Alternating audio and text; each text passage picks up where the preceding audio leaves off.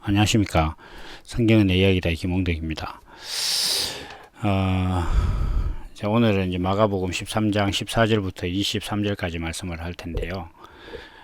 이 말씀은 이제 뭐 좀 유명한 말씀입니다.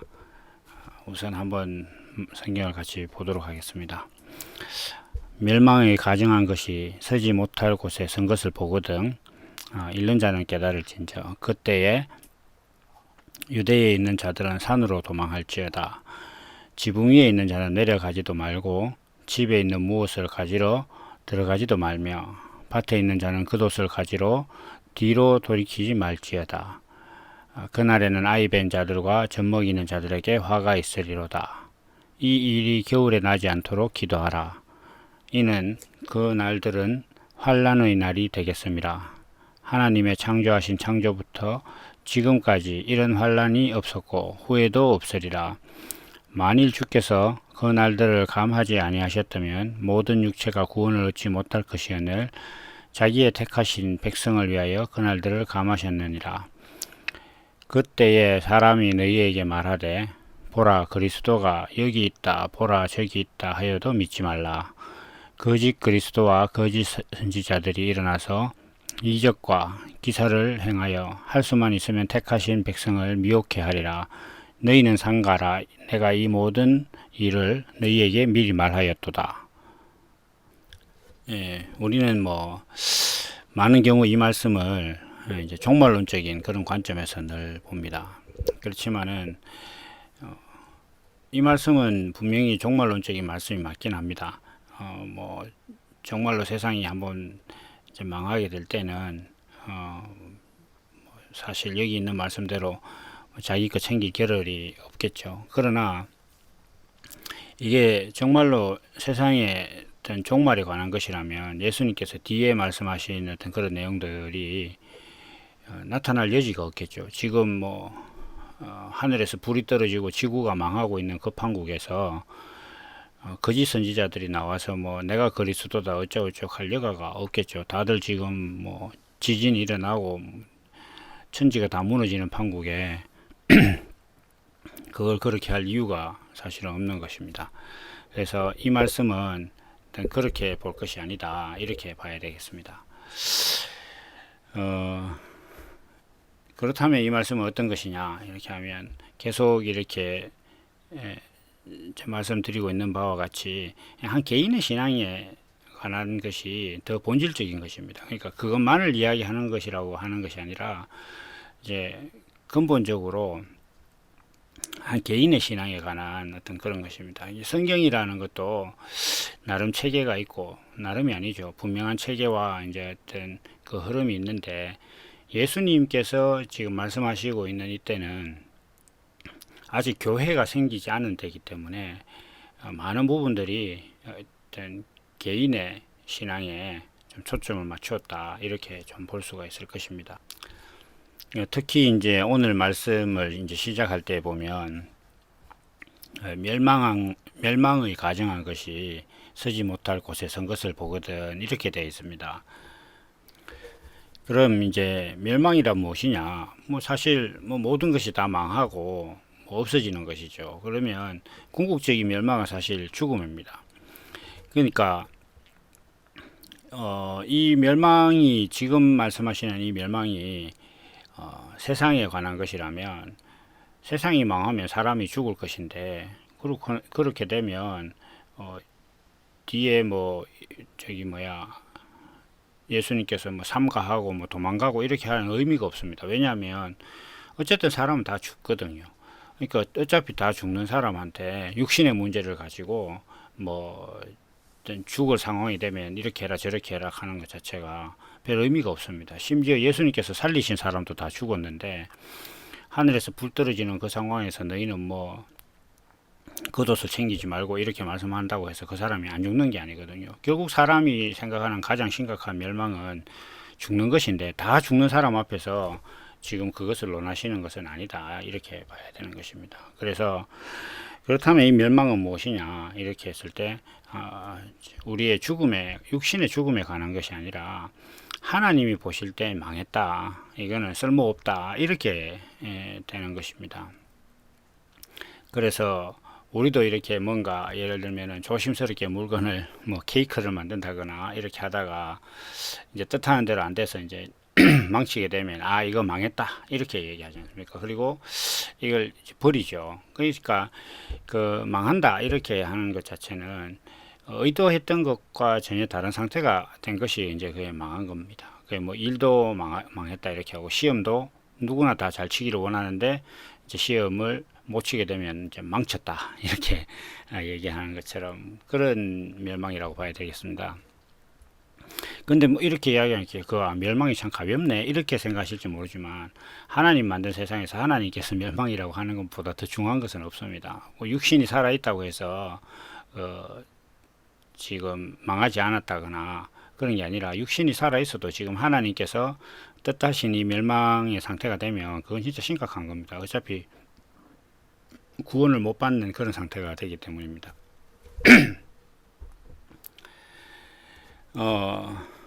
지금 앞에서 말씀드린 것처럼 망했다 이렇게 하면 뭐 쓸모 없어졌다 한마디로 이제 쓰레기가 됐다 이런 얘기입니다. 그래서 하나님께서 말씀하시는 멸망, 성경은 어디까지나 하나님이 쓰신 책이니까 여기서 말씀하시는 어떤 그 멸망에 가정한 것이다 이렇게 하는 것도 하나님이 보실 때 도무지 쓸모 없는 건데 그리고 하나님이 보실 때 쓰레기와 같은 것인데도 그것이 어떤 거룩한 척하고 있다 이런 의미거든요 이게.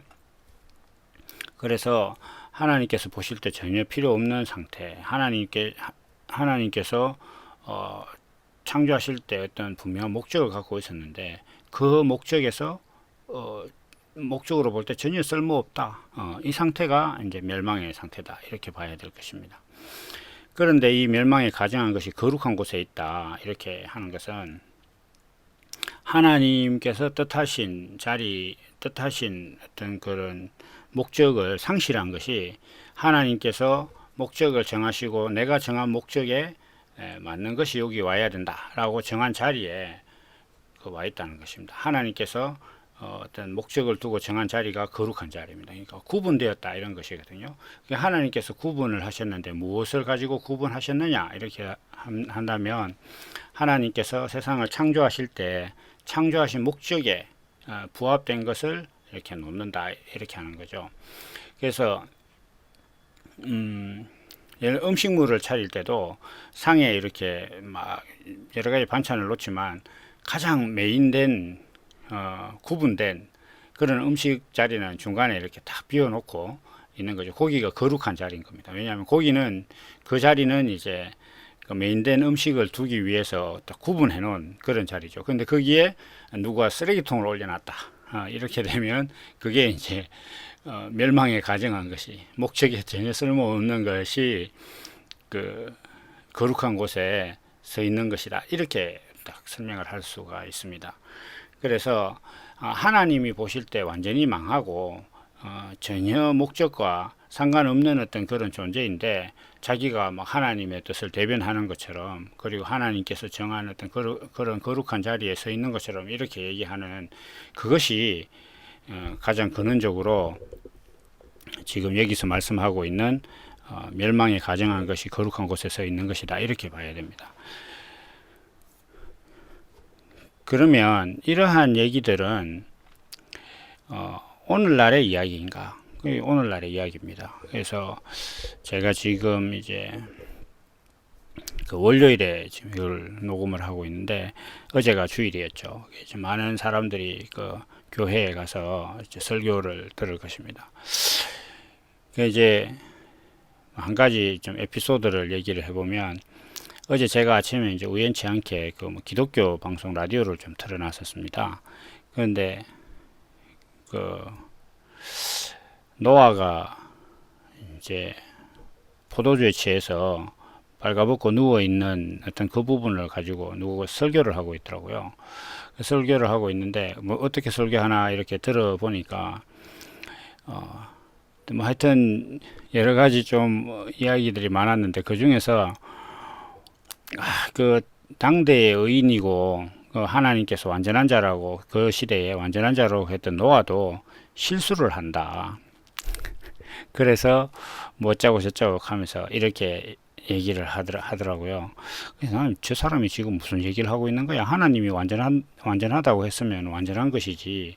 거기서 뭐 노아의 실수를 끄집어내다니. 그러면 뭐 지금 의로운 자들도 저기 뭐야 하나님께서는 이제 죄가 없다 이렇게 사망해서 뭐 영생으로 옮겼다 이렇게 얘기했는데, 그럼 죄가 있으면 영생으로 못 갈 텐데 그 의로운 자가 실수한다는 게 저게 지금 말이 되는 거냐? 성경의 기본적인 어떤 그 근간을 쭉 흔들면서 자기 하고 싶은 얘기를 하고 있구나. 이래는 도대체 누구야? 이렇게 설교를 재미가 없었는데 쭉 듣다 보니까 그게 서울 소망교회 설교더라고요. 그냥 야, 대한민국에서 가장 지식인들이 모인다는 곳에서 설교를 저렇게 하는데도 그 사람들이 저래 듣고 있네, 이런 생각을 좀 했습니다. 그래서 그러면서 이제 제가 저것이 멸망에 가정한 것인데, 저렇게 성경에 대해서 하나님께서 성경을 쓰는 데 있어서 가장 기본적인 베이스, 내가 의롭다고 하면 모든 것이 의로운 것이다,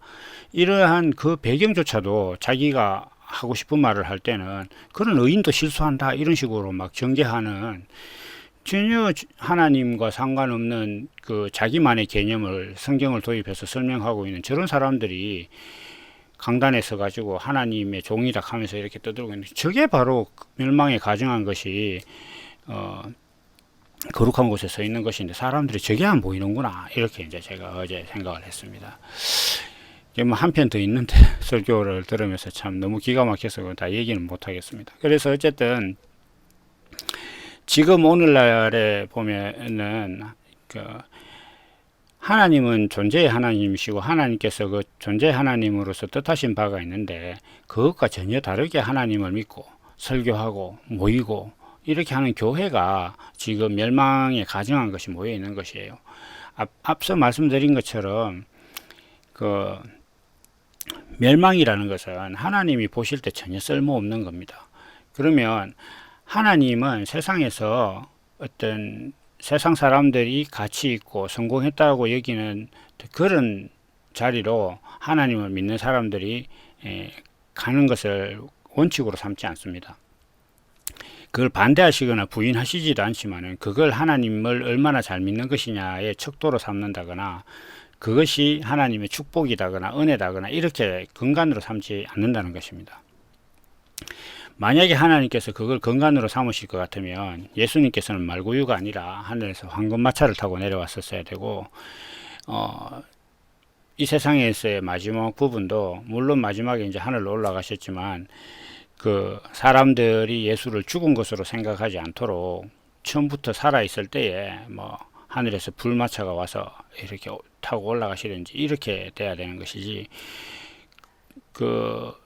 거지보다도 더 낮게 말 밥통에 태어나신 예수님을 믿으면서 그 예수님의 힘을 빌어서 세상에서 성공하겠다 이렇게 신앙생활을 하고 있는, 그게 얼마나 비상식적인 것인데도 사람들은 거기에서 이제 빠져나오지를 못하고 있는 것 같아요. 그래서 왜 빠져나오지 못하느냐 하면 자기 마음속에 세상에서 성공하고 이긴 자가 되려고 하는 그 욕심을 버리지 못하는 것이죠. 신앙이라는 것은 내가 세상에서 성공하고 평안하고 내가 바라고 세상 사람들이 가치 있게 여기는 어떤 그런 것들을 하나님을 믿는 사람으로서 이루어내는 것이 신앙이 아니다라는 것을 깨닫는 것이 결정적인 겁니다. 그래서 그것이 되지 않으면 이 멸망에 가정한 것이 어떤 것이다 뭐 이런 것들 구분도 못합니다. 그냥 막연히 멸망에 가정한 것이 거룩한 곳에 서 있는 것이다 이렇게 하는 이 사건은 그 사람들 눈에는 뭐라 그럴까, 그냥 스포츠 경기처럼 누가 봐도 아 저것이 멸망에 가정한 것이구나, 그리고 그것이 거룩한 곳에 서 있구나라는 것을 하나님을 믿든 안 믿든 누가 봐도 아주 객관적으로 이것이 그것이다라고 아는 상태로 올 거라고 생각을 해요. 마치 그 스포츠 스코어처럼. 그러니까 뭐 축구가 4대 0이다 이렇게 이야기하면 그 뭐 축구 경기를 어떻게 하는지 축구가 뭔지 이렇게 몰라도 뭐 여자들 스포츠에 전혀 관심 없는 어떤 여자분들도 4대 0? 그러면 4자가 있는 곳, 4점 있는 곳이 이긴 곳이네 이렇게 알 수 있잖아요. 세상은 누구나 다 그렇게 이기는 것인데, 그런 객관적인 현상으로 이 성경 말씀이 이루어질 거라고 그렇게 생각을 해요. 그렇지만 그거 아닙니다. 그래서 이것을 본다는 것은 여기서 이제 뭐 깨알같이 갈로 안에 뭐 그게 들어있긴 한데 읽는 자는 깨달을진저 뭐 이렇게 하는데 읽으려면 알아야 읽어져요. 그러니까 뭐 우리가 그 영어를 평소에 공부를 잘 안 해놓으면 영어로 된 것이 문자에 그 분명한 의도를 갖고 이제 영어로 표현이 되어 있지만 영어를 못 읽으면 안 보이는 거예요. 객관적인 사실이 있죠. 그러니까 영어로 문장으로 쓰여져 있는 것이 있어도 내 안에 영어에 대한 개념이 없고 영어를 인식할 수 있는 능력이 내 안에 없으면 모르는 거예요. 그래서 버젓이 내 눈앞에 지금 멸망에 가정한 것이 거룩한 자리에 서 있는 것이 늘상 있어도 내 안에 멸망이 뭐고 거룩한 것이 뭔지, 이게 지금 또 이 말씀이 하나님께서 왜 예수님을 통해서 하셨는지 이런 것들이 원인이 내 안에 없다. 그러면 이거 못 알아보는 겁니다. 하나님께서 말씀하시는 의도와 전혀 다르게 성경을 보고 있다. 그건 못 알아보는 거예요. 하나님께서는 자기 아들을 이 땅에 내려 보내셔서 정말 천한 취급을 했어요. 그러니까 뭐 말구유에 보내고 뭐 창녀들, 세리들, 죄인들과 이렇게 먹고 놀고 이렇게 하고 있었는데, 사람들 생각에 메시아, 곧 구원자고 그리스도고 자기가 생각하고 있는 삶의 문제를 해결하는 그런 존재는 정말 뭐 대통령이 된다거나 왕이 된다거나 뭐 이렇게 오는 것으로 생각을 하고, 그렇게 되는 것이 하나님 아들이라고 사람들은 다 생각을 합니다. 근데 그게 아니라는 거죠, 성경은. 그래서 지금 이 멸망에 가정한 것이 서지 못할 곳에 선 것을 본다 이렇게 하는 것 자체는 그러한 상황이 있든 없든 간에 무엇보다 더 중요한 것은 뭐냐면 그것을 구분할 수 있는 안목이 자기 안에 있어야 되는 겁니다. 그 안목이 없는 사람은 이걸 볼 수가 없어요. 멀쩡하게 있어도. 우리가 이제 그 어떤 개념을 갖고 있는 세계가 있습니다. 예를 들면 같은 물건이라도 제조 공정에 이렇게 들어가면 그 제조 공정에 대한 기술을 잘 가지고 있는 사람들은 그 공정에 문제점이 있는지 뭔지 이런 것들을 금방 이렇게 딱 보잖아요. 그러니까 자기 안에 그 이유가 있어야 돼요. 그래야 그게 보인단 말이죠. 근데 제가 앞서 이제 좀 비판적으로 말씀드렸듯이 하나님은 그 아들을 보내서 세상에서 십자가에 매달아서 하나님 성품이 무엇이고 하나님 아들은 어떤 존재라는 걸 보이셨는데, 지금 세상 사람들은 세상에서 성공하고 높은 권력, 뭐 좋은 직장, 그리고 뭐 부유하게 되는 거 이런 것들 하나님 은혜로 생각하다 보니까 그런 관점으로 자기들이 매주마다 교회 가서 이렇게 앉아 있으니까 정말 그 터무니없는 설교를 하고 있는데도 그걸 들으면서 아멘 그러고 있고, 뭐 안 그러면 대부분 자거나 이렇게 하고 있는 거예요. 그러면서 자기가 그냥 단지 몸이 교회 갔다 왔다는 그 자체로 하나님이 할 바를 다 한 것처럼, 어떤 면죄부 받은 것처럼 그렇게 생각하고 사는 겁니다. 기독교인들은 그렇게 이야기하죠. 뭐 옛날에 종교개혁 시대 때 뭐 면죄부를 팔았다 캐샀고 이렇게 하지만은 그때는 면죄부 사는데 돈이나 줬지. 근데 지금은 사람들이 자기가 하나님 말씀에 대해서 전혀 알아듣지도 못하고 그 설교 들은 것이 뭐 일요일날 오후만 쇼핑만 한번 갔다 오면 다 까먹으면서 자기는 하나님 말씀이 자기 삶으로 이렇게 드러나는 것이 전혀 없음에도 불구하고 자기가 교회에 갔다 왔다는 것 자체로 자기 모든 죄에 대한 면죄부를 스스로 막 부여하면서 이러고 있는 거예요. 그러면서도 지금 그 자신이 그렇게 하고 있다는 게 안 보인단 말입니다. 그러니까 안 보이니까 이게 지금 멸망에 가정한 것이 거룩한 곳에 서 있는 것이 안 보이는 거죠. 뭐 하나님은 존재의 하나님이신데 행위의 하나님, 그리고 또 세상에서 성공하는 것이 하나님의 축복이라고 외치는 자가 강단에 서 있고, 그걸 바라는 사람들이 자기가 하나님의 뜻대로 사는 것은 전혀 관심도 없으면서 교회에 들락날락하고, 그러니까 멸망의 가정, 하나님이 보실 때 전혀 소용없는 존재들이 하나님의 이름이라는 교회에 들어왔다가 나가서 자기 생활하면서 아무것도 아닌 그 하나님께 전혀 유익도 안 되는 삶을 살면서 자기는 이제 하나님 앞에 뭐 구원받았다 이렇게 이야기하고 있는, 그게 멸망에 가정한 것이 또 거룩한 곳에 들락날락거리는 거란 말이에요. 그런데 전혀 거기에 대해서 지금 관심이 없는 거예요. 자기가 할 거 다 했다는 거죠. 그 이제 그 멸망에 가정한 것이 거룩한 곳에 서 있는 것을 본다 이렇게 하면 갑자기 어느 날 어제 없던 것이 오늘 나타나서 저거구나 이게 아니라 자기가 살아가면서 그게 이거였구나 이렇게 돼야 되는 거예요. 우리 삶 속에서 이렇게 늘 펼쳐지고 있는 일들 중, 그리고 내가 살아왔던 어떤 그런 모습들이 바로 이거였구나, 이렇게 깨달아져야 되는 거죠. 그래야 이게 지금 읽는 자가 깨닫는 게 되는 거예요. 그렇게 깨달아지지 않는데 이게 보일 리가 없는 겁니다. 이거는 객관적인 사실로 일어나는 게 아니에요. 제가 이제 가끔씩 말씀드리지만, 예수님께서 지금 그 구름 타고 하늘에서 내려오시는 것을 그 방송으로 중계하고, 그 중계를 온 세계의 인공위성으로 생중계를 해서 전파한다고 하면 사람들이 믿을 것 같습니까? 안 믿습니다. 그 뭐 방송이 조작됐느니 어쩌고 저쩌고 뭐 이렇게 하고, 그것을 분석하고 뭐 과학적 현상이다 이렇게 자꾸 이렇게 나올 거예요. 그 왜 그러냐?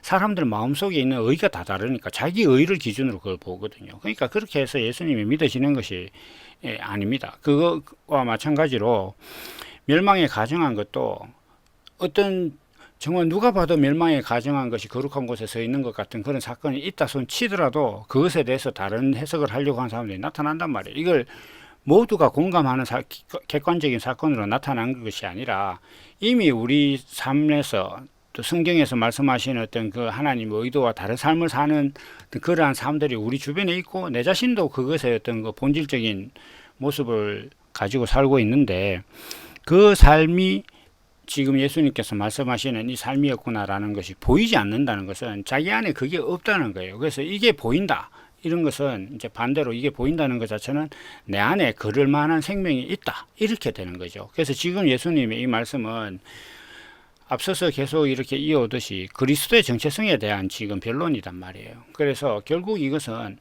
내가 지금 십자가를 지면서까지 보여주고자 하는 그리스도의 어떤 그 정체성이 네 안에 있으면, 세상에 많은 것들이 멸망에 가정한 것이 거룩한 것에 서 있는 것으로 보일 것이다, 이런 얘기란 말이에요. 그게 보이게 되면 니는 어떻게 해라, 이런 얘기란 말이죠. 그래서 다시 말씀드리면, 정말로 어떤 예수님께서 뭐 하늘에서 구름 타고 내려오신다고 해서 사람들이 예수님께서 말씀하신 것처럼 뭐 지붕 위에 있는 자 내려가지도 않고 이렇게 다 공통적으로 행동할 것이냐? 그렇게 안 됩니다. 자기가 보는 게 달라요. 그러니까 이 사건은 결국은 아주 객관적 사실이 아니라 주관적으로 내가 이걸 볼 수 있느냐의 문제인 것입니다. 그래서 이 말씀은 이제 보거든 이렇게 하시는 것은, 너가 너 안에 그리스도의 정체성이 생명이 돼서 그게 너의 본성으로 살아가는 존재가 되기 시작하면, 성령으로 잉태되면, 거듭나면 이것이 보이게 될 것이다, 그런 뜻입니다. 그래서 보게 되거든 이렇게 하신 말씀은, 너가 거듭나거든 어떻게 할 것이냐, 이 말씀입니다. 그런데 지금 이 말씀을 객관적인 어떤 뭐 하늘이 무너지고 뭐 하늘에서 유황불이 떨어지고 이런 사건이 나면 그때 일어나는 일이다 라고 생각하고 있는 사람은 한마디로 거듭나지 않은 사람이에요. 구원이 뭔지 모르는 사람이에요. 그 사람은 하나님이 어떤 분이신지 모르는 사람이라는 거죠. 그래서 멸망에 가정한 것이 거룩한 곳에 선 것이 보인다, 이렇게 하는 것 자체는 세상에서 귀하게 여기는 삶이 이루어지는 것이 하나님의 은혜가 아니구나. 그건 그냥 하나님께서 우리 인생에게 주신 목적을 이루기 위해서 필요하시면 주는 것이고, 필요하지 않으면 안 주는 것이고, 뭐 그거 이렇든 저렇든 그걸 가지고 축복이다 저주다 이렇게 생각하는 그런 게 우리가 하나님을 바로 올바르게 보는 것이 아니구나, 이렇게 생각해야 되는 겁니다. 그런 생명이 되면 너는 어떻게 할 것이냐, 그것이 환란이다. 왜냐하면 사람이 이때까지 자기가 옳다고 여기던 그 가치관을 바꾸는 순간만큼 그 심각한 환란은 없거든요. 그러니까 어떤 한 가치 안에서 자기가 이때까지 옳다고 여기던 것들을 바꾸어내는 그것이 그 세계 내에서는 진정한 어떤 그 환란인 것입니다. 그래서 예를 들면은 뭐 그 운동선수가 자기가 하고 있는 어떤 그 폼을 바꾼다 이렇게 하는 것 같은 게, 그게 자기로서는 이제 환란인 거죠. 잘못되면 망하니까. 그리고 그 과정 자체도 어렵고. 그래서 예수님께서 하시고 있는 이 말씀은 너 안에 그리스도의 생명이 있어서 이때까지와 다른 그런 가치관으로 세상을 보게 되거든. 너는 어떻게 해라 이런 말씀입니다. 그리스도의 생명이 자기 안에 거듭나서 세상을 딱 보면 저는 분명하게 생각을 할 때 정말 십자가를 지신 예수님의 어떤 그 말씀과 계시가 자기 안에 있으면 그 예수님을 빌어서 세상에서 성공하겠다고 기도할 양심이 안 생길 것 같아요. 그걸 알고 기도한다. 정말 그것만큼 양심에 어떤 그 저촉되는 일이 없을 것 같아요. 교회에 가서 헌금 몇 푼 하고 뭐 내가 하나님 앞에 할 바를 다해서 일주일 살다가 뭐 뜻하지 않게 뭔가 좀 행운 같은 일이 일어나면 이 하나님께서 돌보셨다 해서 또 뭐 뭔가 물이라도 한번 쏟아지면 내가 이번 주에 뭐 기도를 덜 해서 그런가 뭐 이런 식으로 생각을 한다거나 주변에 뭐 안 되는 사람 보면 아니 지금 그렇게 뭔가 일이 안 되는 건 하나님을 안 믿어서 그러니까 하나님을 믿자 그러면 된다 이렇게 하는 걸 또 자기는 전도라고 생각하는 이런 해괴망측한 신앙이 일반화되어 있어요. 근데 그게 지금 멸망에 가정한 것이 하나님이 보실 때는 전혀 쓸모없는 것인데 그게 뭔가 신앙이 아주 좋은 모습이라고 거룩한 자리에 지금 차지하고 있다는 게 보여야 되는 거예요. 그게 안 보이면 자기 안에 그리스도의 생명이 없는 겁니다. 이 지금 예수님의 말씀은 자기 안에 그리스도의 생명이 있으면 이때까지 하나님에 대해서 잘못 알고 있었던 것들이 제대로 보일 것이다. 이런 말씀이거든요. 그러니까 그게 보이면 이제 어떻게 해야 되느냐 그 말씀을 이렇게 하고 있는데 그 대표적으로 이제 좀 세 가지가 있습니다.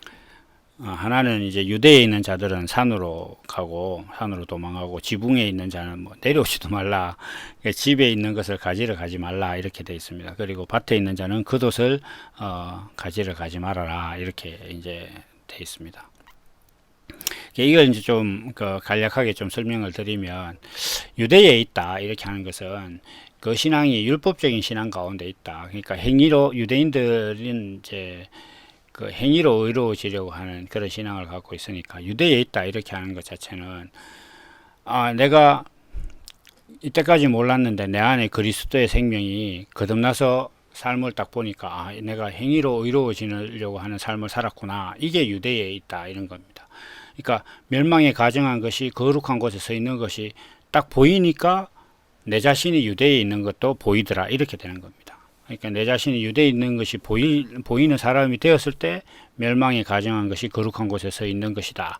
그것이 보이기도 하는 것입니다. 이건 동시에 일어나는 일입니다. 그러니까 이게 보일 만한 사람이어야 저게 보이고 저게 보일 만한 사람이 되었다는 것은 이게 보이는 거죠. 왜냐하면 한 생명이 있어야 어떤 생명이 있어야 그 두 개가 보이는 것이거든요. 그리고 지붕에 있는 자는 이렇게 했는데 누구라도 평소에 지붕에 올라가는 이유는 단적으로 지붕을 고치기 위해서 올라갑니다. 특히 이 말씀 같은 경우에는 집에 있는 것을 가지러 가지 말아라 이렇게 얘기하는 것 자체는 집이라는 건 자기 세계인데 자기 세계 안에 지금 환란이 일어났을 때에도 가지고 가야 할 만한 어떤 그런 것이 안에 있는 거예요. 왜 자기가 너무 옳다고 생각하고 이것만큼은 지켜야 된다고 생각했던 어떤 고집이나 가치관이나 뭐 심지어 물건 같은 것이 자기 세계 안에 있는데 자기가 그리스도로 거듭난 생명이 돼서 이때까지 내 삶이 멸망의 것이었구나라는 것이 보이면 그거 가지러 가지 말아라 이런 뜻이란 말이죠. 그것을 쫓아갈 일이 아니다 이렇게 이제 예수님께서 말씀을 하고 있는 겁니다. 그래서 그리스도의 생명이 자기 안에서 잉태돼서 그것이 장성해서 그리스도의 본성이 나오기 시작하면 세상의 가치관이 아니라 이제 그리스도의 본성대로 살아야 된다. 근데 이 말씀을 하고 있는 것이죠.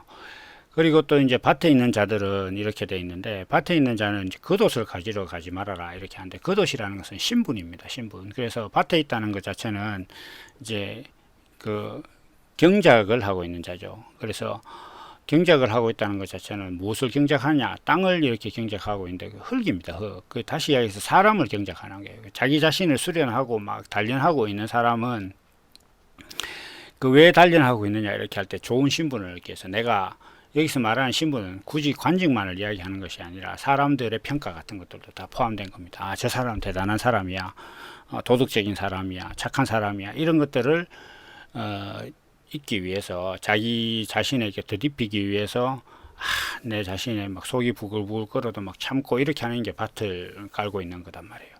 그래서 내가 어떤 여기서 바꾸는 게 포인트가 아니라 그것이 포인트고, 그 지붕 위에 올라가 있는 것이 포인트가 아니라 집 안에 어떤 귀한 물건이 있는 게 포인트입니다. 그리고 유대는 이제 자기가 유대인이라는 게 포인트죠. 그 다시 유대로 돌아가지 말라는 거죠. 그러니까 거룩한 하나님의 성령이 자기 안에 있으면 행위로 의로워지려고 하는 그런 신앙을 가지지 말아라. 그쪽으로 다시 돌아가지 말아라. 이제 이런 말씀을 하시고 있는 것입니다. 그리고 이러한 것들로 볼 때 지금 이것이 이제 자기 안에 보이는 사람이 돼야 저는 그렇게 생각을 합니다. 이게 그리스도의 생명으로 이렇게 거듭난 사람이 되면 지금의 우리 많은 신앙의 모습이 멸망에 가정한 것이 거룩한 곳에서 있는 것이로 보일 것입니다. 근데 이게 좀 이제 한 가지 말씀드릴 것은, 교회 가면 교회를 이제 비판하는 사람들 많잖아요. 근데 그 비판의 내용이 예를 들면은 뭐 교회가 도덕적으로 이래서 되겠느냐, 그리고 뭐 돈을 공정하게 써야 되지 않겠느냐, 뭐 교회가 청렴해야 되지 않겠느냐, 그리고 뭐 교회가 여자들 문제에 휩싸여서 되겠느냐, 뭐 세습을 해서 되겠느냐, 이런 문제를 가지고 교회를 비판하는 사람들은 그 멸망에 가정한 것이 거룩한 곳에 서 있는 것을 보고 그러는 게 아니에요. 그거는 그 비판들은 같은 파이, 같은 먹거리, 같은 생명끼리 싸우는 겁니다. 그러니까 서로 더 잘났다고. 그래서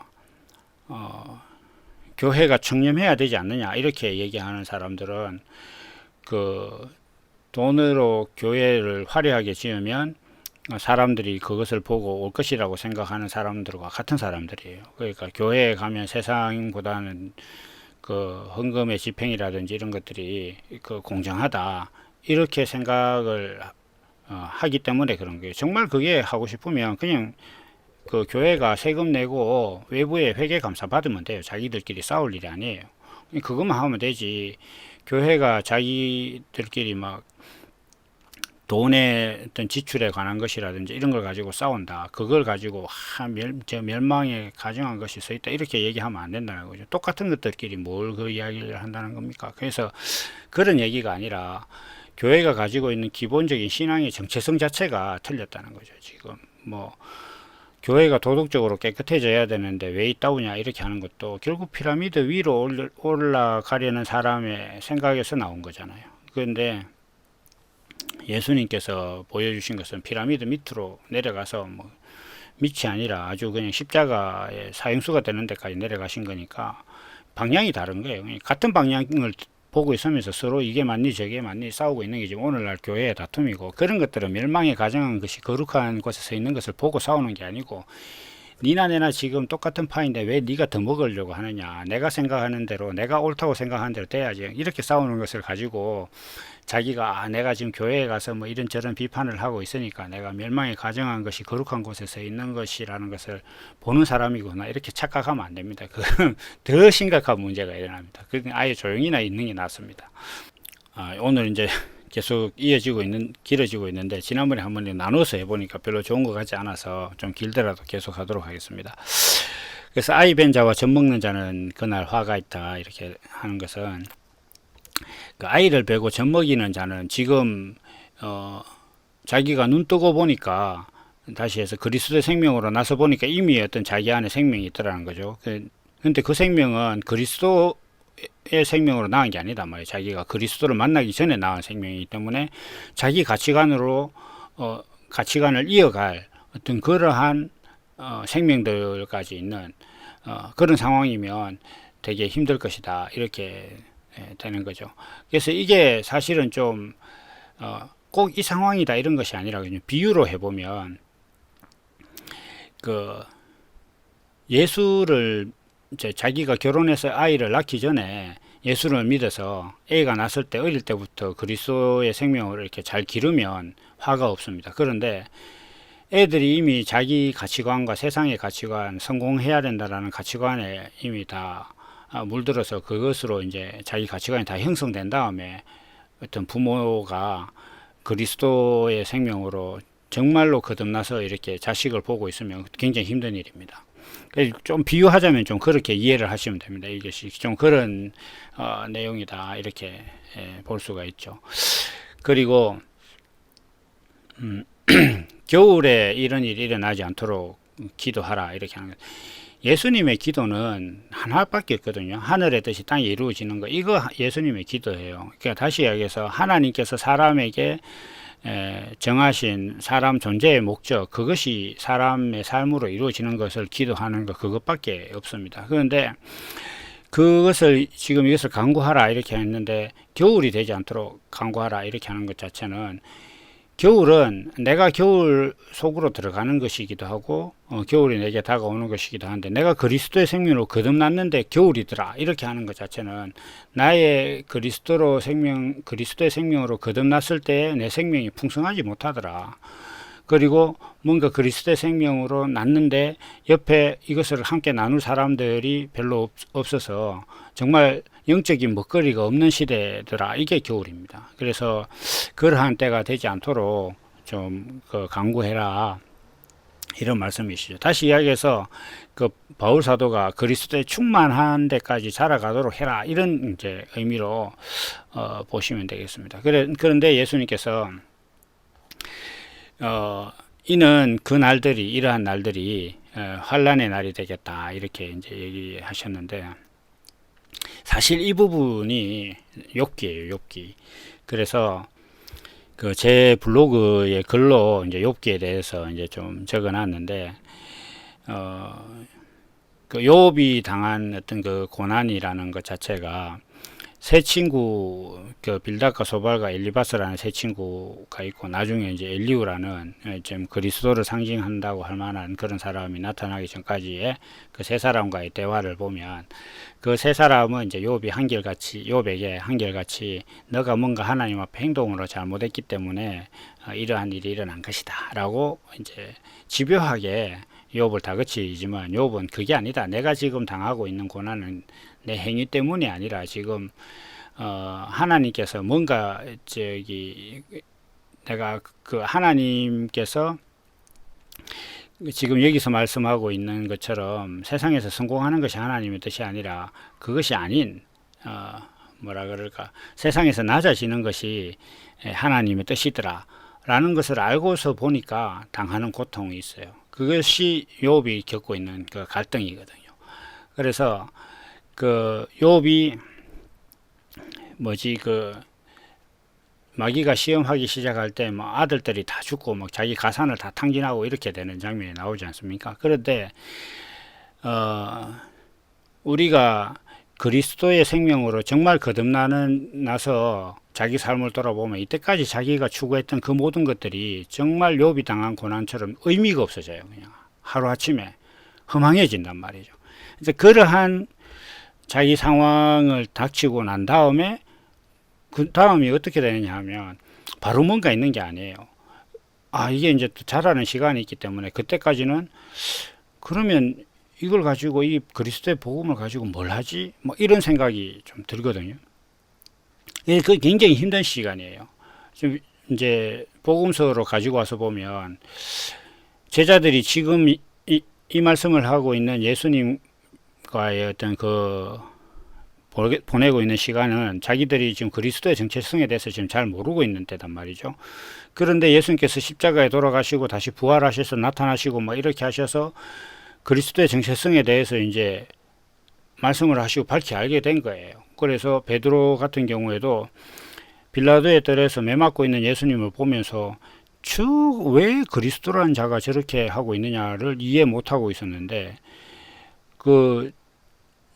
바닷가에서 네가 날 사랑하느냐 이렇게 물을 때 자기 자신이 이때까지 내가 하나님을 지금 이 그리스도의 정체성에 대해서 논하고 있을 때 내가 당신을 인간적으로 사랑했다. 다시 얘기해서 당신이 메시아이긴 한데 세상적인 문제를 해결하는 그런 메시아로 생각하고 있었다는 것을 당신이 알지 않느냐 이렇게 고백을 했어요.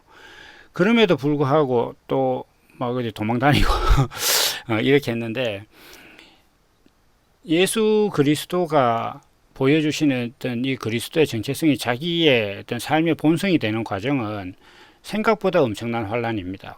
이건 뭐 당해보지 않은 사람은, 겪어보지 않은 사람은 정말 말할 수 없을 정도의 어떤 공감인데, 육신을 가진 인생이 육신으로 살아가면서 보고 듣고 느끼고 추구하는 그 모든 것들이 의미 없어지는 그런 상황이 된다고 생각을 해보십시오. 그 사람들 심지어 뭐 그러면 막 자살도 하고 그렇게 하는데, 그 그리스도의 생명으로 지금 거듭나서 내가 보니까 이게 지금 사람들이 막 신앙생활을 한다고 뭐 열내고 뭐 고함 지르고 외치고 하는 것들이 멸망에 가증한 것이 거룩한 곳에 서 있는 것이구나라고 보이기 시작하게 되면 그 사람이 이제 그리스도 생명으로 살아가는 어떤 그런 신앙이 시작된 것인데, 그 신앙이 시작되면 인생이 사실 엄청 괴롭습니다. 처음에는. 근데 그 사람이 자기가 육신으로서 추구하던 모든 것들을 다 지금 되돌려야 되는 그런 상황인데, 그 얼마나 힘든 일인지 모릅니다. 그것이 이제 지금 환란이 시작된 것이다, 이렇게 예수님께서 말씀을 하신 것이죠. 그리고 이제 예수님께서 이제 말씀을 하시면서 하나님께서 그 날을 다행히 감하셨다, 이렇게 했는데, 이건 이제 모든 그리스도의 생명으로 거듭나서 이제 삶을 살아가다 보면 정말 끝날 것 같지 않던 그 날들이 끝나거든요. 끝나는 순간이 되면 이게 하나님께서 내게 감하신 은혜를 주셨구나라는 걸 스스로 알게 됩니다. 이건 뭐 성경에도 이게 환란의 날이 100일인데 하나님께서 50일을 감해 주셨다, 이런 거 없잖아요. 그래서 이러한 것들을 이게 뭐 멸망에 가정한 것이 거룩한 곳에 서 있는 것으로 보이는 것들도 객관적인 사실을 보는 것이 아니라 주관적인 안목으로 보는 것이다 라고 말씀드렸다시피, 이 일도 감해지는 것도 대단히 주관적입니다. 스스로 고백할 수 있게 돼요. 하나님께서 내 환란의 날을 감하셨구나 라고 스스로 고백할 수 있게 된다는 겁니다. 예수님께서 이렇게 말씀을 하셨어요. 그래서 제가 지금 이렇게 말씀드리는 어떤 이 내용들이 아마 보통 교회에서 잘 듣기 힘든 내용입니다. 아마 거의 듣기 힘드신 내용인데, 그것을 제 이야기가 아주 이제 성경에서 근거해서 하는 말씀이라는 것이 지금 이 다음에 나옵니다. 여기 보면 거짓 그리스도들과 거짓 선지자들이 일어나서 이적과 기사를 행하며 할 수만 있으면 택하신 백성을 미혹해 하리라. 너희는 삼가라. 내가 모든 일을 너희에게 미리 말하였노라. 이렇게 이제 말씀을 하고 있죠. 다시 이야기해서 지금 예수님께서 앞에서 말씀하고 있는 이 모든 것들이 그리스도에 관한 거라는 겁니다. 그러니까 환란이 시작됐는데 그 환란의 내용을 보면 그 환란 안에 어떤 일이 있느냐 하면 사람들이 와서 이것이 그리스도다, 저것이 그리스도다, 막 이렇게 할 거라는 거죠. 그리스도의 정체성에 관한 거라는 거죠. 그래서 지금 앞서서 지금 멸망에 가정한 것에서 이렇게 시작해 가지고 아이벤자가 어떻고 겨울이 어떻고 환란의 날을 감하고 이러한 모든 것들이 세상에 일어나는 물리적이고 객관적인 사건에 관한 것이 아니라 그리스도의 정체성에 관한 것이다. 그 그리스도의 정체성에 대해서 사람들이 이렇다 저렇다 할 것이다. 그런데 그것에 너희는 삼가하라. 내가 미리 모든 것을 말했다. 이렇게 얘기하신 것은, 이게 지금 좀 쉬운 표현으로 하면 사람들이 여기에 그리스도가 있다, 저기에 그리스도가 있다, 이렇게 말하는 것은, 이렇게 하는 것이 메시아고, 메시아는 이런 존재야.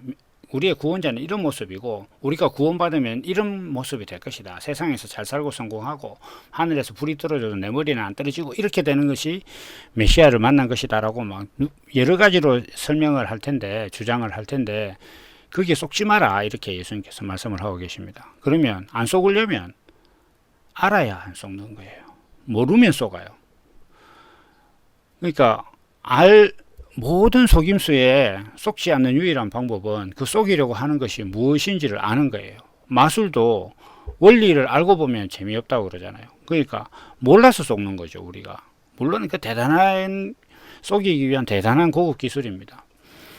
그 스포츠 중에 야구도 예를 들면 투수가 무엇을 던질지 알면 그 헛스윙 안 하는 거예요. 축구에서도 페널티킥을 차는데 어디로 찰 건지 알면 엉뚱한 데로 넘어지지 않는 거죠. 속지 않는 거단 말이죠. 그래서 지금 이 모든 것들은 그리스도의 정체성에 관한 것인데, 네 안에 그리스도의 정체성이 있으면 안 속는다 이거죠. 예수님께서 너희는 삼가하라 이렇게 했다는 것 자체는 네가 그리스도에 대해서 바로 아는 사람이 되라. 그러면 앞에서 일어난 것들이 제대로 보일 것이다. 그리고 사람들이 그리스도가 이런 것이다 저런 것이다 하는 것에 속지 않을 것이다. 그리스도에 대해서 바로 알아라. 이거 지금 그 얘기다. 이렇게 말씀을 하시는 겁니다. 그러면서 예수님께서 내가 그리스도에 대해서 이미 다 말했으니까 그걸 바로 알면 이런 일들을 온전히 알게 될 것이다. 이렇게 말씀하고 계시는 것이 지금 오늘의 말씀입니다. 오늘 조금 길었는데 이 말씀을 이렇게 뭐 언제 멸망이 시작돼 언제 환란이 시작되느냐 이런 거 서기 몇 년에 뭐 2300년에 될 것인지 뭐 2050년에 될 것인지 그것을 따지시지 말고 내 마음에 이러한 일들이 있었느냐 없었느냐 이게 사실 핵심입니다. 자기 마음 안에 정말 죽을 만큼 하나님을 알고 나니까 죽을 만큼 괴로운 어떤 그 정체성에 혼돈이 있었느냐 묵상이 있었느냐 이거 이야기하는 거예요. 그러한 예수를 믿고 나니까 진짜 죽는 것이 낫겠다 싶을 정도의 어떤 그런 마음이 아마 제 생각에 웬만하면 한 번은 들어야 될 것 같아요. 그 예레미야도 그랬고 뭐 이렇게 했는데 예수님도 차라리 내 잔을 옮겨 주십시오. 예수님도 그렇게 하실 만큼 힘든 그런 시기가 있다는 거예요. 그게 진정한 신앙에 있어서의 이제 환란입니다. 그 뒤에 말씀에 보면 이제 뭐 환란 후에 해가 어두워지고 뭐 달이 비치는 환란이 끝났는데 뭐 또 해가 또 어두워지고 이렇게 하겠습니까? 그래서 이러한 것들을 우리가 이제 자기 자신의 이야기로 잘 받아들여야 됩니다. 그리고 오늘날 한국이나 뭐 다른 나라에서 세상에서 성공하기 위해서 교회 다니는 그 신앙에서 하루 빨리 벗어나야 됩니다. 그 벗어나지 않으면 그냥 뭐 화가 있는 거죠. 그래서 뭐 그거까지는 다 개인적인 일이니까 성경이 그런 것이다라고 이렇게 좀 말씀을 드립니다. 오늘은 여기까지 하고 또 다음 시간에 뵙도록 하겠습니다. 감사합니다.